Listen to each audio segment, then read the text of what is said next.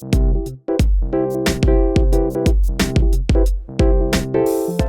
wanted to play a board game? Well, quite a while ago, I played a cooperative game about saving the planet from an outbreak of diseases. And so when I played this game, I thought, oh, that'll never happen. And then COVID-19 occurred and it actually happened. And that game was Pandemic. Some of these board games are getting a little bit close to real life.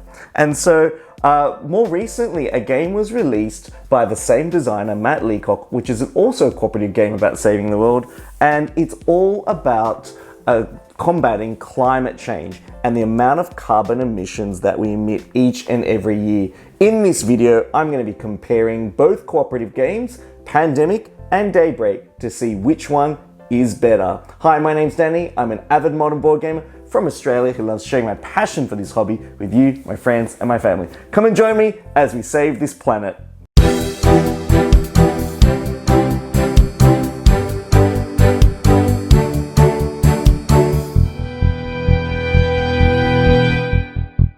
Pandemic was one of those very early staple games I added to my collection very early on in this hobby. In fact, it was probably one of those first games that I actually played two-handed because no one else would play modern board games with me, and plus no one else kind of knew what board games were around that time. So these days, I probably play Pandemic less and less often, but I definitely have that really vivid memory of combating cubes and diseases in my mind, imprinted in the back of my memory. And whenever I think of a cooperative game, I always think of my experiences with Pandemic. I really liked how you could take on the role of medic, or you could be different characters that kind of have different unique powers to kind of help combat the 4 different diseases around the map.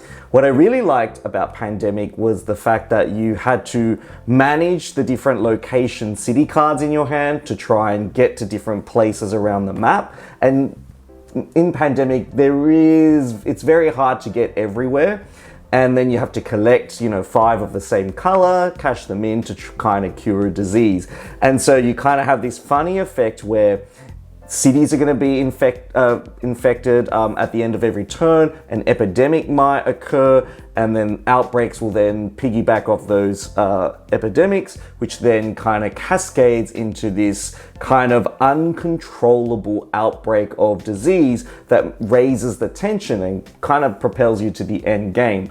And what I like about Pandemic is that it is very tactical.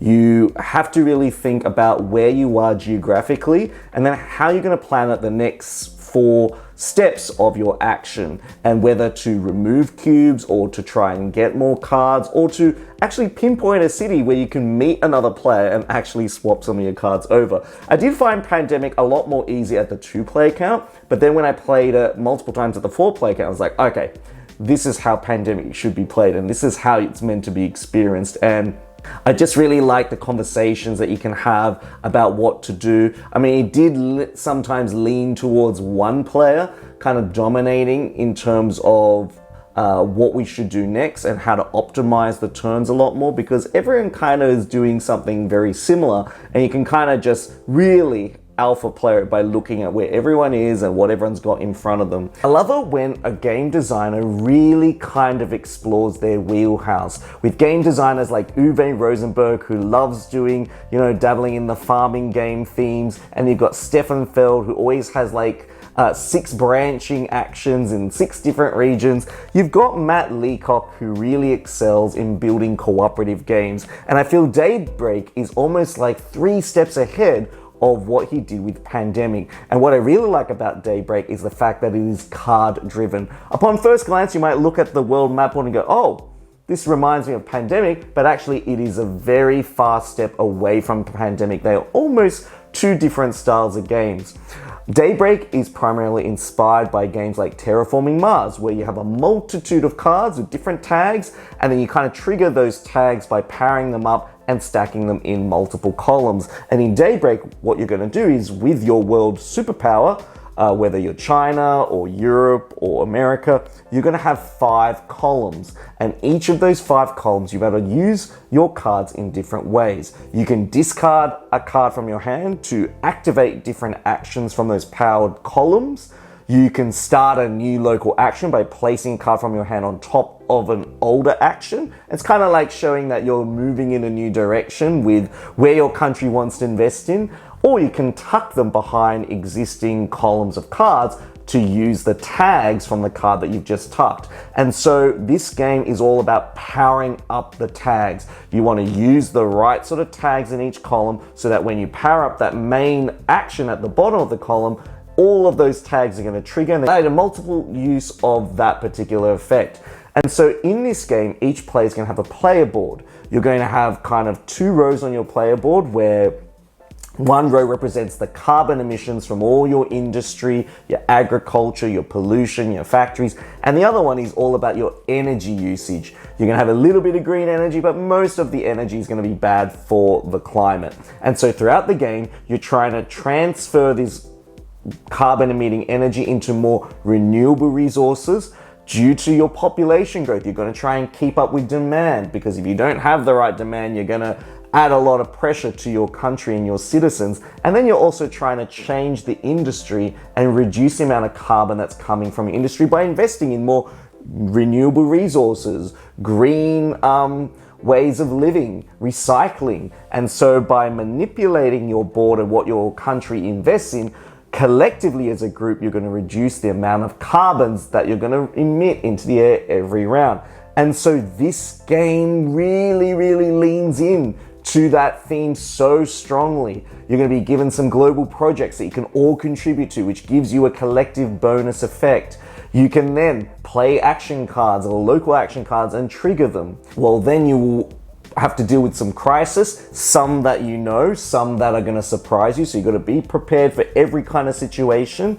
You're then going to roll a die and it's going to tap into one of the 6 major climate change effects. It could be changing weather patterns, deforestation, glacial melts. And then after that, you're going to be contributing your carbon to the atmosphere. Some of it is going to be sequestered and absorbed by the forests and the oceans, but most of it is going to land in the top band of this board, which kind of is like the carbon in the air. And those carbon is going to be converted into temperature bands. If the temperature band gets too high, that's it, everybody. Global warming hits, it is over. But you're trying to then reduce that carbon emission each and every round. And it really creates for such a tense game. I really like how this game is all about balancing not only the carbon emission, but the card combos and the card and the engine building. But then you also have to make sure that your citizens are happy, because if you do not make your citizens happy, the amount of pressure on the communities living in your country are going to also add pressure to what you are doing as a government. And this is where the thematic ties come in strong. Invest in the right projects, get the right engine building going, work with the other nations around you at the table. This becomes almost like a conference game where you are sitting around the UN and you're talking about how you should try and change what your country's doing, and collectively you're trying to meet global standards and demands. And this game encapsulates such a really easy way to go, and it has this almost addictive feel where you're like, bang, wow, we almost got so close to saving the planet, here we go again and again. And the reality is, when you step back from this game, we actually only have one chance at this. And when you realize this after losing multiple games in a row, you start thinking, oh gosh, we really need to get on with saving our planet, because this is a real issue. And that is the core message of Daybreak, is that we may not see the next day, or the next day is a symbolism of hope that we will protect this planet for generations to come. So what I wanted to do was just look at the pros and cons at both games. We definitely have the alpha play effect in Pandemic. The game Pandemic tends to feel quite samey from game to game, apart from the variability of the different roles, and some roles seem more overpowered than other roles, and depending on the combination of those roles, you can kind of feel like the game either is working really hard against you or the game becomes too easy. Also, the way that the cubes work and the cubes spread, because you're kind of working on the same map, the way that everything kind of plays out does tend to feel similar over multiple games.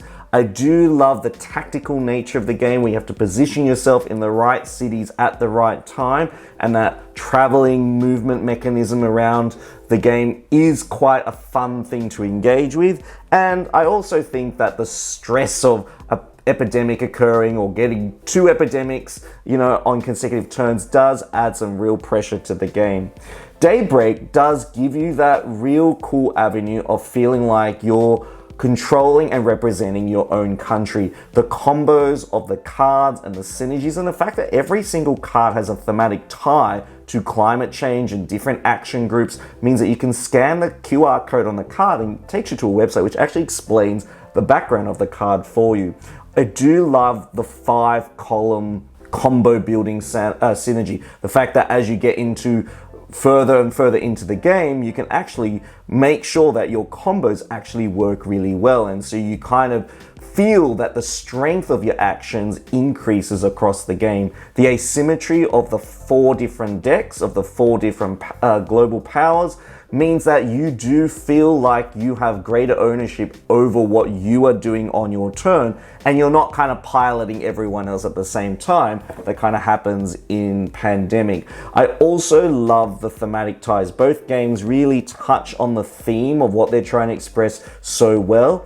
I do find that Daybreak does have an element of randomness that can really be very punishing, or it can kind of roll in your favor, especially when it comes to those 6 major disasters, because they kind of work against you. But the fact that in Daybreak you can have like a tree planting action synergy where you can plant heaps of trees and just absorb more and more carbon every round, that is so cool. Whilst another country over there can be trying to invest everyone in renewable energy resources. It really brings a smile to my face, and I think the message in Daybreak is clear and strong. So in considering my final verdict as to which of these 2 games I think is better, or the one that I prefer, well, Pandemic is a great entry-level game. It has that physical world board presence where you can actually see all the cubes migrate from place to place as outbreaks occur. There's a really high sense of tension as you flip over the cards and places get reinfected or new outbreaks occur. And those training outbreaks really add tension to the game itself. There's a tactical measure of trying to get to particular locations and cash in those city cards,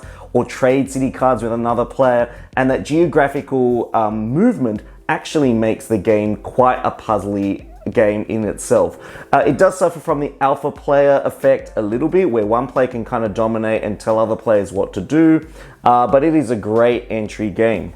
With Daybreak, the card play is superb. Whilst the map feels more aesthetic, there is a little bit of a random element to some of the 6 different sort of disasters that can happen in the game, but the actual card play and stacking them in columns and choosing how to trigger different icons really makes for some powerful game effects. And you do feel like you're playing a particular country superpower. You're playing the US or China, and you're actually feeling like that your deck feels more unique to your country. And so it does mean that you have a greater ownership. It creates opportunity for discussions. And so out of the 2 games, my preference for which one I think is better is this one, Daybreak. This is definitely a really fun game. I definitely would consider it as a next level up game from Pandemic, but the card play here and the combination of different cards and abilities and effects that you can use here just creates that same level of tension, but there's a huge new tableau building effect in the game that I absolutely adore. Thank you once again for joining me for another Board Game Sanctuary video. If you really found this video super helpful and like my comparison videos,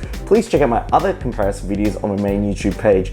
Please buy me a coffee every month by joining my Patreon and subscribing to my channel. I hope to see you in the near future for another awesome board game review.